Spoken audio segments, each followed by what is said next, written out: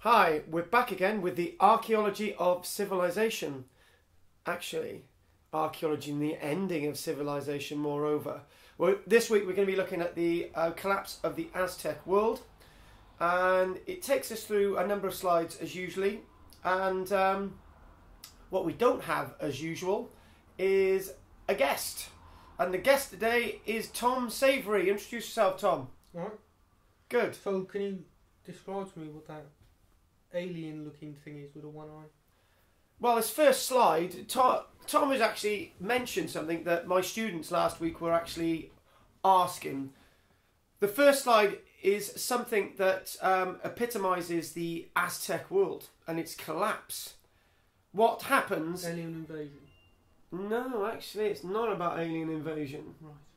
But you mentioned something very interesting there, that the whole mythology and the whole sense of understanding these temple builders through Central America and South America is hit by people like Graham Hancock and von Daniken saying that there was alien intervention. But as an archaeologist, or a former archaeologist, I can't agree with that. So what we've got here is the scene itself. Opening this up is basically when the conquistadors are first and at the end hitting... Conquistadors, yeah. Were they like door kisses? Or? No, they weren't door kisses. Conquistadors were people that were the Spanish knighted conquerors of the Aztec world between 1519 and 1522. I can see we're going to have a hard time here today, Tom. How do you know what time it was? Well, no, I think it was particularly on the 3rd of August, approximately 4:30. Some say 23 seconds. Somewhere in the year of 1519, 1520, 1521 or 1522. You got proof? I'll rely upon alien intervention for that one. Oh God, I've shot my own theory and it's... right, anyway, the serious nature of this slide, if you can look at it, is that on the left, they're known as the Taxcalan people. And is it Taxcalan? Taxcalan, yeah. Taxcalan. Calan. It's really difficult, this stuff, because if you look at that there, Tlaxcalan, Taxcalan. You could probably pronounce it a load of different ways. They're on the left. They're on the left. Those are the guys on the left. They look really well equipped. And this image is put together by the conquistadors and their attached, I would say, attached monks, i.e. the Jesuit monks who are writing the history down. And they're looking at the great defeat of the Aztecs on the right. And you look in there, that there is a very large cactus with the all-seeing eye. What all-seeing eye?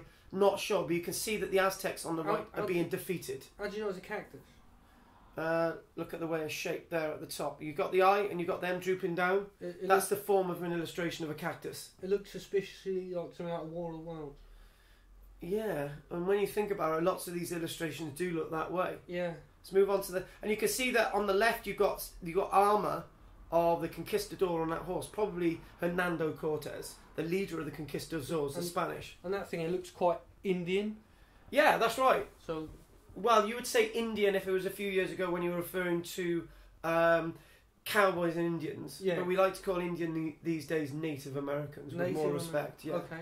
And you can see our weapons on the right, they're just bows and arrows. On the left, they've got better shields and all the rest of it. But this is conquistadors painting the Aztecs. The Aztecs were much more advanced than this illustration gives it. So where's the shotguns? They did actually have guns at that stage, the conquistadors, but at that stage, by the bit of fighting against the Aztecs, gunpowder had run out. Not shotguns, basically early forms of muskets. Usually you'd fire them once or twice and they'd explode. Oh, that's dangerous. Yeah, that's why the conquistadors didn't like using them. Right. Look at this here. Now this illustration is... Lots of reasons led to the defeat and destruction of the Aztec world.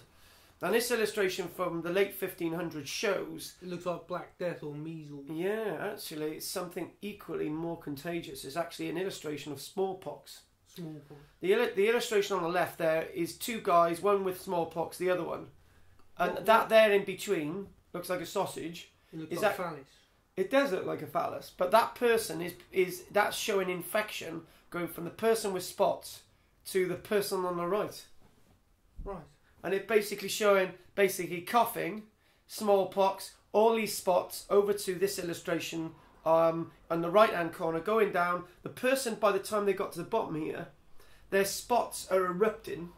And like zits. Can you imagine having loads of zits on your face, right? All over your back, all over your body, really massive spots, right? These erupt. Why are they called and your smallpox sheets if they're massive? It's the pox. It's the small pox. The pox, when you get spots on you, big spots, lesions on your face, which pustulate like big spots. That's the pox. Small pox, because they're small spots. Like zits. Like zits. Right. But they would erupt, and your material that you were lying in, it would fuse together, and the people, you would not take the material off when they were dead, because you just peel the back of their skin off. Oh.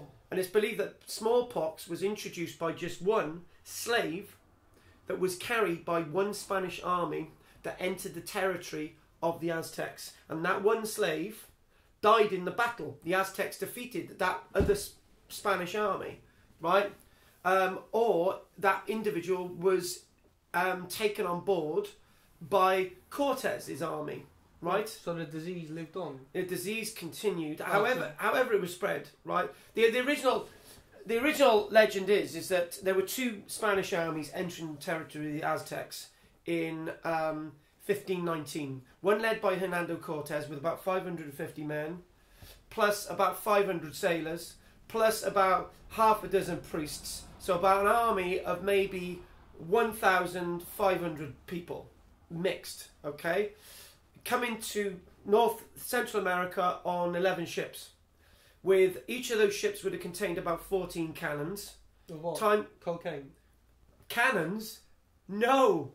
Cannons as in artillery cannons, artillery guns. Oh, right. Yeah, 14 gun cannons each, right? And a number of horses that we don't know. And that was a considerable force, okay? Hernando Cortes was a bit of a bastard. He burnt 10 of those ships and only one left one standing in the water. What did you do that for?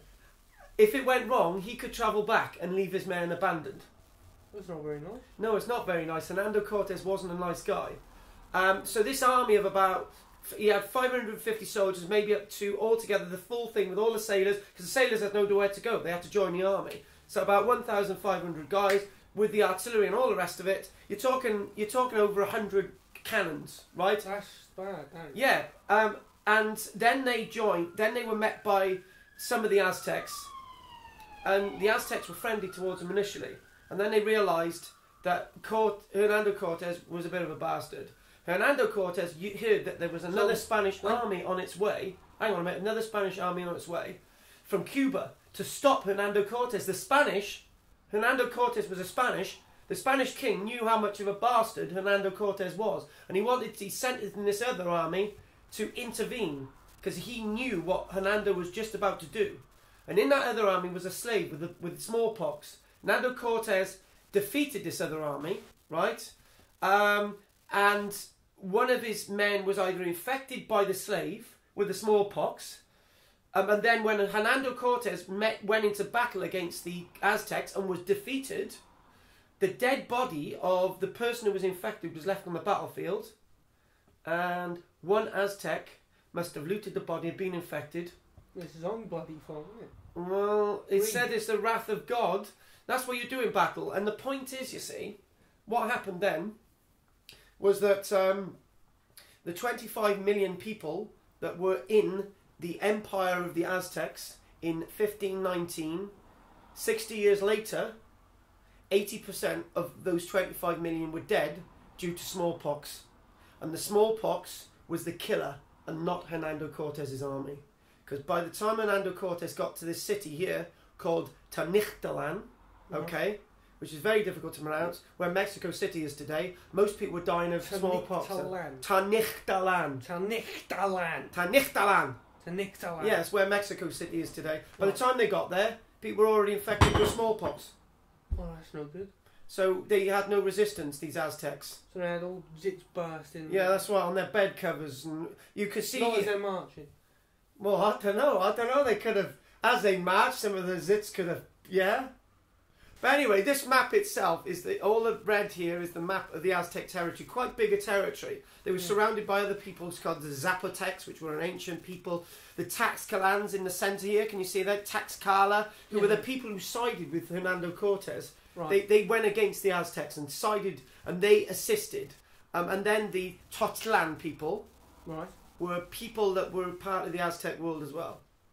Now we've got loads of slides to do, and I'm very aware we've already done 10 minutes, Tom. Right, yeah. My God, look at this here, this illustration. That looks like more aliens, if I'm honest. They do look like aliens. And that looks like a mutation. It does. This looks like, and was their art though, right? And that lady on the left, right? That's a lady. Yeah, I actually think she looks quite good. I think it looks like a bloke with a nose. Now I think she looks quite good looking. Right. Yeah. Well, whatever floats your boat. Yeah, yeah. So what's this picture about? Basically, that's the name of the god up there. How do you pronounce it? Look at the pronunciation. We spell it out: TLAHUIZCALPANTECUHTLI. Right, we can't pronounce it. This god. Kala Panti Kantalili. Yes. Something like that. Yeah, like that. That's right. And this was a dangerous, malevolent god. Malevolent means evil. Like a demon. Yeah, like a demon. And in the they had codices. The Aztecs were the only people in Central America and in South America, North America who had writing. They were the only ones. Well, actually, other people are said to have had writing, but they had writing because those letters there, those three ones in the left-hand corner, are actually Aztec writing hieroglyphs. It's a story, and only 1% of all the codices of the Aztecs survived. But we've got enough to tell us what was going on before the conquistadors got there. And on the left here, something I learned when I was a child, that's Aztec writing. The Aztec numbers, that's their numerology. The dots represent 1, and that head there, almost as if it looks like an alligator, that means 5. So that's how their counting system. Oh, that's berserk, isn't it? Yeah. So anyway, that's one of the codices. That's their own. That's their own work. Right. This is a map showing their territory a bit more. You can see that it's really well spread out. Takes over the whole of South Mexico today. Big chunk of modern day Mexico, and you can see like a big territory. And they've got a lot of these names are unpronounceable. Try that one. The road to Oxcoconoricoco chocolate. Yeah, that's one. Yokonoko. Yokonoko chocolate. No, there's no chocolate there, but they did have chocolate. It sounds. They did have cocoa. Yeah, that was the Aztec Empire. 3 years later, by 1522, the Aztec Empire ceased to exist. Right. This is Tenochtitlan. Tenochtitlan was a city in the lake. Okay, and you can see it basically originally built up from reed beds. Yeah. And over years they put soil on top and it anchored down. And then eventually you've got this big plaza here, this walkway leading to this central area here where the main great temple was. A cross shape, isn't it? Yeah. Then all this stuff was produced by Jesuit priests later on. Okay, it looks like that. But this was the Tenochtitlan. They got like council built estates and that, you know. More or less, yeah. Like canal lights, yes. With their own gardens. Lego, yeah, that's right. But it was a great city. They had sanitation, they had town planning. This was far superior than anything in continental Europe. And it looks quite modern. It does. This was in continental Europe then in 1519. They had nothing like this. They had no real sanitation, no nothing. Paris, Rome, and London were slums. Okay, and the point being with this is that this is based in a sort of a base of a caldera, an extinct volcano. And all those ranges around the outside, it's fairly high up, at very high humidity, back then, in the middle of a lake. But now, there's hardly any water in Mexico City, because what happened is the Aztecs were exhausting the agriculture in the upland areas. All that silt would be clogging up the lake, and then the conquistadors were extensively farming the landscape. Bob's your uncle, city ceased to exist. Go on, Tom.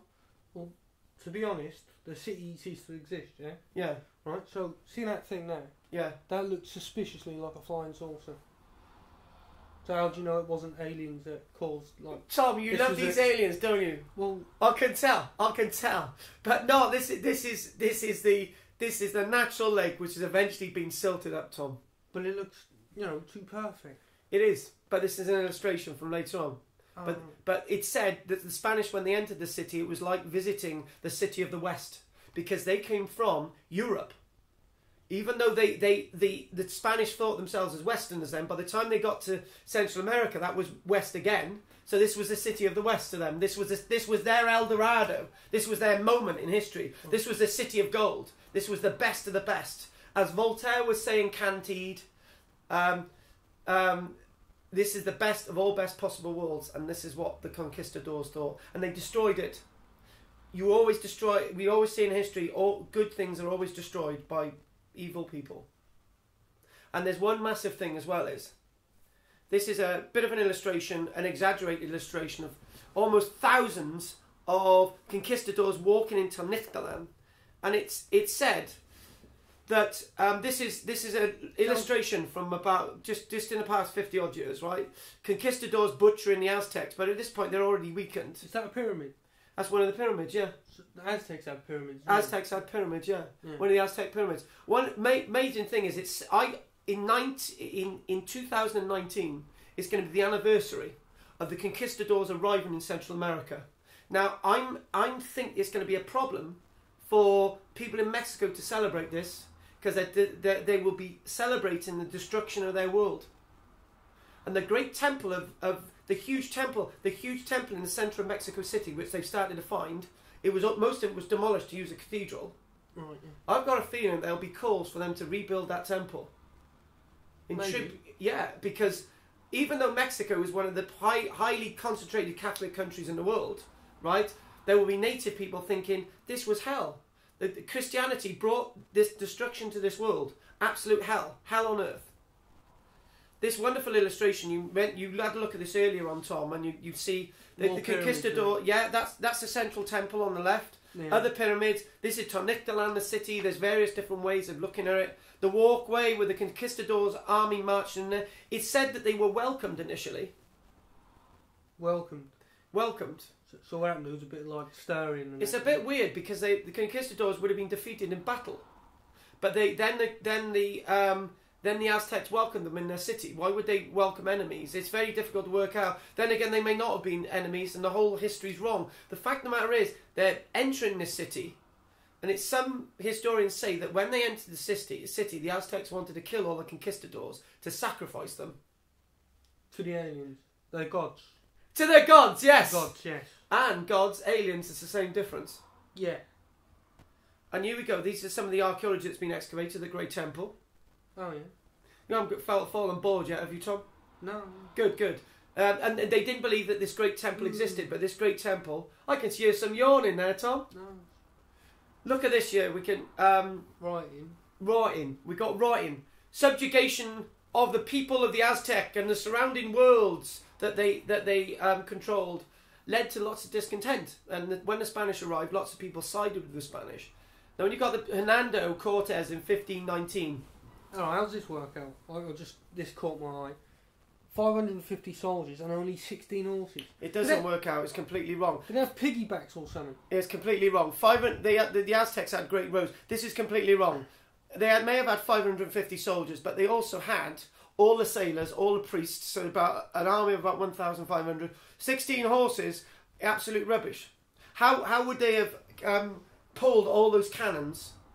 14 cannons from each ship, maybe 140 cannons across the landscape of the Aztec to besiege the great city of Tenochtitlan.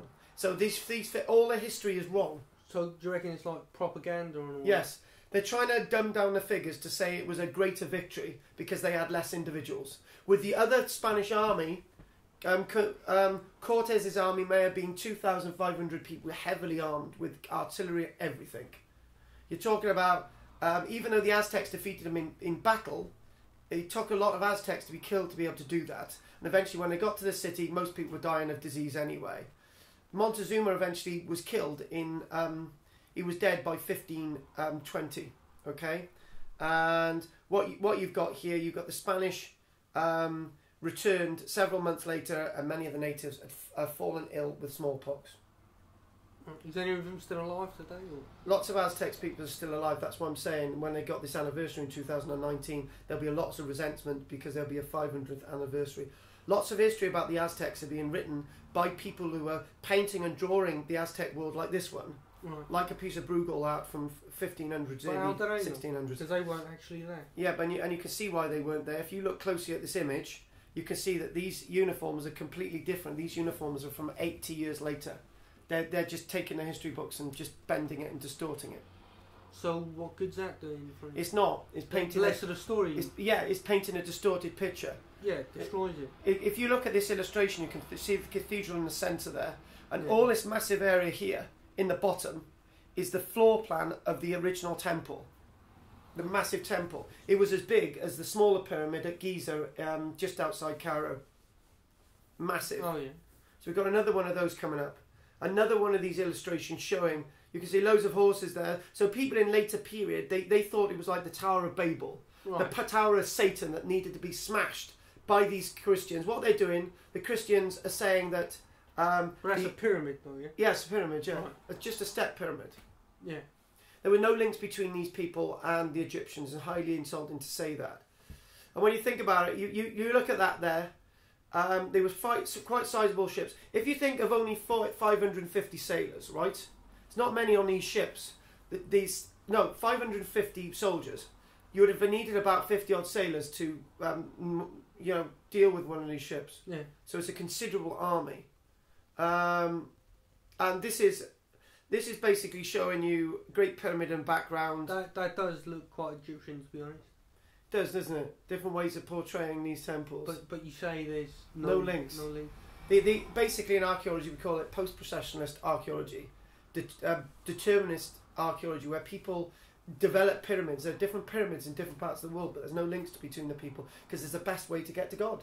Babylonians had pyramids, Egyptians had pyramids. We've got these wonderful peoples in Central and South America with pyramids. There are other pyramids, for example, in India and elsewhere. So these things existed. Showing a war scene, you've got what you can see there. We'll move on to the next one quickly, but you can see that even they're portraying a barbaric army on the right, eagle warriors, which were the warriors of the Aztec and the Jaguar warriors, for example. It was all kicking off, isn't it? It's all kicking off, but look at the top there. They can't miss a trick with saying that these Aztecs are butchering people and sacrificing them and cutting off their limbs. We know that the Aztecs did do human sacrifice, but later in their world, between 1502 and 1519, when they needed to sacrifice people because there were too many people around, and also because they wanted to appease the gods because their crops were failing. This is a plan, Hernando Cortes, and this is Hernando Cortes when he's been welcomed into the city, right. And he's just drawing this plan. On the 8th of November, 1519, okay, because Hernando Cortes arrived in Central America, probably on the Caribbean coastline. It looks quite detailed. It looks quite detailed, and when he arrived there in March with his army, by the time he got there on the 8th of November, and he's welcomed into the city, he's welcomed as a guest, so he's got time to create this plan. So when he besieged it, comes back and besieged it, wants to take the city, he knows what it looks like. I bet he got one hell of an headache making that. Well, I think he did, but it was much bigger, probably on cowhide or something like that. Right. So he had pens and everything. Exactly. So what we can see here, right?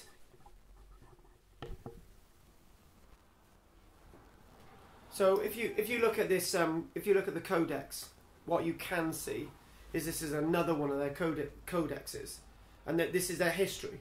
This is how they're describing their history. They're gods. Their place on the earth. They're benevolent. But lots of colour. When the conquistadors saw all this, they just destroyed it. Well, yeah, it looks like hate crimes. It looks violent. Yeah, but this was their world. Right. You're using your eyes to look at this. This is how they interpreted the world. This is how they felt about it. But this is how the we've seen the Codex of the Aztecs.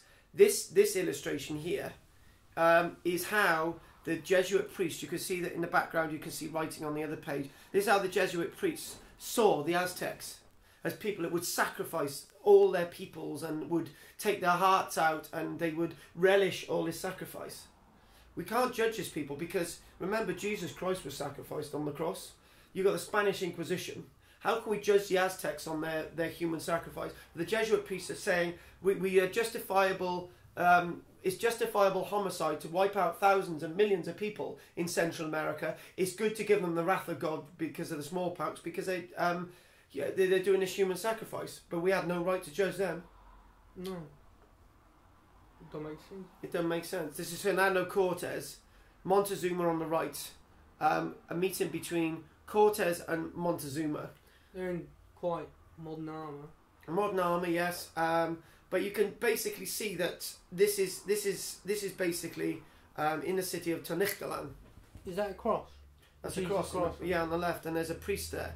Right. This is an illustration from the last century, the Victorian period, and obviously illustrating that, you know, one guy's got armour and the other one is basically like a tribesman. Yeah, and you can see this woman here. She looks very Western, but she's obviously this is how the Victorians are seeing it.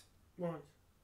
Bit more of the temple. Now, one thing that we're told by the Jesuit priests is that the temple itself was completely destroyed. Everything was smashed down. All the statuary was destroyed completely, because that's what they told the conquistadors to do. But you can see clearly that the big chunks of the temple still survive, and so does some of the wonderful art and carvings. And before 1519, it's said maybe between 1502 and 1519, before the Hernando Cortes got there, the Aztec world was already on its way out. They were having to do this sacrifice because their crops were failing. There was too many people, and so on and so on. All that, but they were sacrificing animals as well. We got evidence for both. As I say, we've got no right to judge it, but it's possibly said that even if the conquistadors hadn't got there, there'd been a civil war. Their civilization may have collapsed. But if the Spanish hadn't got there in 1519 and the English had arrived there in 1620 odd with the Mayflower, it's possible that even if Aztec civilization had survived, we would have had a bit of a shock. People would have come from China and Japan, right, with cannon and gunpowder, and they may have armed the Aztecs.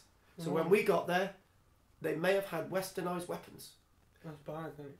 So what's so special about that guy? That's portraying Montezuma himself. Right. Being carried through the streets.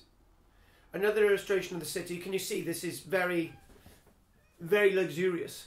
Great temple in the centre, canalised landscape, water, a pure Eden. You can imagine the conquistadors walking across this long sort of walkway to the central plaza, seeing heaven, and they destroyed it. Yeah.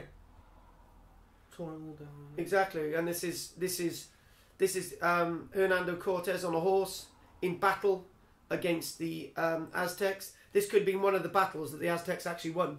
The Aztecs won more battles than Hernando Cortes. And the point I made is that it's disease that destroys the Aztec world, not the Aztecs themselves. Even if you've got 2,000 guys, I know you've got a big army, and I've said that, you know, they've underplayed it. But I'm saying 2,000 Spanish with all the weapons and stuff, they would have eventually run out of gunpowder. Their cannons would have eventually blown up and destroyed the people trying to fire them. And because there's like 25 million Aztecs with a big army, they would have overrun. Yeah, they would have come over with their swords, not carrying it. Exactly, they would have overrun the conquistadors, but it was a disease that killed the Aztecs. And what's this, Tom? Yeah, Dog's buried. It looks like a dog with two heads. No, it's three dogs there. One, yeah. two, three. One. They're sacrificing dogs. Why are they doing that? Because they're getting desperate. I know it sounds a bit sick, but they're sacrificing their dogs. Right, so to appease the gods as well as people. And we've got another illustration coming up. Variety. Yeah, and it said this is Quetzalcoatl. Quetzalcoatl. It's probably completely the wrong pronunciation, but this is believed to have been what the Aztecs. It's arguments over this. Quetzalcoatl may have been invented by the conquistadors to basically say, actually, we're the Aztec god, and we've come to deal with the Aztec god. We are the vengeance for all their sins. Okay? And the Aztecs may not have had this god at all. Some people say that they did, but even if they had this god, some believe that the Aztecs for a short time thought the conquistadors, Hernando Cortes, was this evil god on earth, this malevolent god come to destroy their world. But the Aztecs were highly intelligent, and they realised that the conquistadors only wanted gold. So they would give them the gold. They would have given them the gold, and the conquistadors would have come back. Well, so this god may have been invented. Hernando Cortes was very greedy. If this god wasn't invented, then the Aztecs would have only have seen the conquistadors as this god for a short period of time, and then realised that they were in fact human like themselves. It was said that the Aztecs predicted that people, white-skinned people, would come and would rescue them. The Cortes wasn't rescuing them. All he wanted to do was to destroy their world. And the Aztecs eventually realised that. And these white-skinned gods, it was their army, their armour, their silver armour that looked white, because the conquistadors would have had as dark a skin as most of the Aztecs would have had anyway. Fair enough. Fair enough. There's Hernando Cortes. I thought you said he was white. No, I didn't say he was white. He was dark-skinned. But this looks very Western, doesn't it? Because it's an illustration from somebody in the West. Right. Another battle scene. Now, you can see no muskets there. This is later on. But wearing that armour in these stifling conditions doesn't seem right. Nah. So that's exaggerated. Definitely. And you can see this. We're coming to the end, folks. You can see the cathedral there. And all this area in the forefront is what's left of the massive temple. It would have dwarfed the cathedral. Well, they've really messed it up, haven't they? Yeah, it would have been one of the biggest cathedrals on this planet. It would have been absolutely massive. With cathedrals, temples. They had to tear it down, didn't they? They had to tear it down to build the cathedral. But they didn't destroy it all. Exactly. And that's what I feel. Lost forever. But it's still there, you can see it. So the Aztecs had the last laugh. You know what they say, Tom? What? The one who laughs last laughs the loudest. And basically they were sacrificing alligators, as you can see with the bones here. That must have been hard. Oh, well, it was. Yeah, no. It was. Because they got armoured skin. Oh, no, I know. And the conquistadors didn't destroy all their carvings. This could be one of the sacrificial slabs that the Aztecs used to sacrifice. But it wasn't destroyed, you can clearly see. If it was thrown down, it'd be in a million pieces. It was just whatever, and it wasn't destroyed. And what we're seeing about the Aztecs is their own everyday lives. We're looking at their world. We're looking at the peasants and understanding that they were normal people like you and I. Well, fair enough. Well, unlike, anyone not entirely normal. Yeah, but if they wouldn't be like Rob, anybody could rob, could they? No, no. They're more like us than people like Rob, because anyone called Rob is strange. Yeah, and anyone called Carl with a C is strange as well. Definitely. I don't like Carls with a C. Yeah, I don't like Carls with a C. I don't like people called Rob either. I don't like people called Rob either, because they got an R in their name. Yeah. See, Carl with a C's got an R as well. But so's Carl with an H. With an H? Yeah. Yeah. Oh. Yeah. Well, anyway, this is some of the 1,889 skeletal remains of people that have been found in a huge pit. But were these sacrificed? Did they die of smallpox? Were they just buried in a mass grave where they died of natural causes? The evidence to tell us of sacrifice is there, but on what scale we don't know. It's only being read in the history books, which is written by the conquerors, i.e. the conquistadors, who taint the history of the Aztecs, blacken their name, and that's what Christianity does to the Aztecs, justifying the Christian takeover over the Aztec pagan world. More skulls, human skulls. Make up your own mind on this. This is what Aztecs archaeologists do. They allow people to make up their own mind. It looks squashed. I reckon it's aliens still, to be honest. Alright then, back to your aliens as well. There you go. Look at this as well. You can see one there in the forefront, one in the background, and you can't see any damage to them. If these were destroyed, why haven't they been destroyed? Aliens. Well, back to your aliens, you're obsessed. A nice little child burial. This obviously looks like somebody who hasn't been sacrificed. What we almost He's got do... a hole in his head, look. No, it's a break. It's a natural break. It's a child, isn't it? Anyway, Right. Tom, don't look at me strangely. You can't see this. But the point is, looking at this as well, if you look at this in the ground, every body that's found associated with the temple is believed to be a human sacrifice. But how can you say that? Well, no. You can't. How can the bloke sacrificing be a human sacrifice himself? Oh, you confuse me now, Tom. Good. They're more of the bodies, the skulls. Make up your own mind. No, I don't know. And these are the weapons that the Aztecs had to fight against the muskets and the cannons. Lobbing bricks in it. Well, not bricks. This spears. The Flint spears, yeah. Oh, flint, yeah. Yeah. But these weren't flint. These were either chalcedony or they were chert or obsidian. Flint was very difficult for these people to come by. It only came from Canada, which was thousands of miles How north. did you get obsidian without flint? Obsidian is a volcanic occurring glass. And it's very hard. And they use it for modern day surgery. If you ever have to have eye surgery today, they would use obsidian in the blade. Right. Because it's very sharp. An Aztec market, which you wouldn't see today because their civilization no longer exists in the form. It's completely wiped out. They had lots of maize and they would have had lots of food that when the conquistadors got there were amazed by. And obviously the potato. The potato came from South America. They took it back. What do you mean it's a shame? It's all gone. Oh no. The potato. More bones as well. We see bones of many people from varying periods associated with burial and sacrifice. Again, yeah. And again, if we look at this as well, That looks like the god, is it? yeah, that's a god. This was smashed up. Why it's not smashed up? It's a big slab that's naturally faulted and It looks like it's been crushed. Just Yeah, like under the pressure. Yeah, that's right. Yeah. Because that face would be smashed up if the Christians wanted to destroy it. It hasn't been. It's been crushed. And No. Tom, What?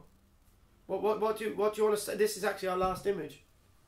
Well, that isn't an alien because it's got a crown on his head. Good. Are you convinced now that these people had no links with aliens?